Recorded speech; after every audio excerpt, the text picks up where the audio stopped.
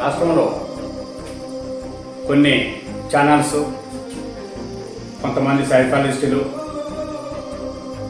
ఈ ఎన్నికల ఫలితాల గురించి ఎవరికి ఎన్ని సీట్లు వస్తాయనే విషయాల మీద రకరకాలుగా చెప్తున్నారు.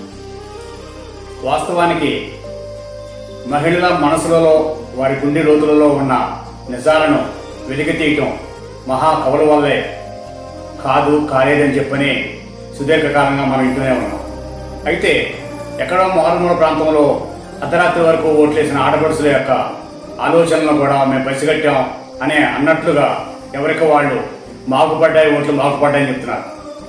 వాస్తవానికి మనం చెప్పాలంటే గతంలో వైసీపీ ప్రభుత్వం ఇచ్చిన పథకాలను మేము తిన్నాం కాబట్టి మేము ఓటు వేస్తున్నాము అని అనుకునే వాళ్ళు కొందరైతే, మరి కొందరు మాత్రం మాకు భవిష్యత్తులో ఇచ్చే పథకాలు చాలా బాగున్నాయి కాబట్టి ఇవి తిన్నా కానీ వాటికి ఓటు వేద్దాం అని అనుకునే వాళ్ళు కొంతమంది ఉన్నట్టుగా తెలుస్తుంది.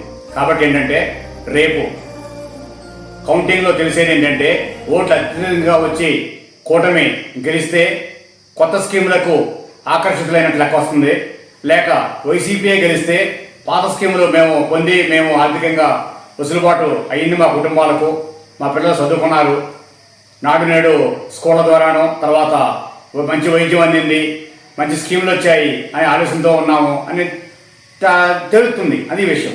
అంతకుమించి మరొక విషయం అనేది ఏముండదు. అంతే తప్ప ఏదో ఆడి చెప్పారు ఈడి చెప్పారు అనేది ఏముండదు. అయితే చాలామంది పందాలు కాసుకొని మోసపోతున్నారు. అట్లా మోసపోవద్దు మాత్రానికి విజ్ఞప్తి. మరింత సమాచారంతో మరోసారి ముందు నమస్కారాలతో సర్వేశ్వర ఎన్టీఆర్ జిల్లా ఉంటాను మరి.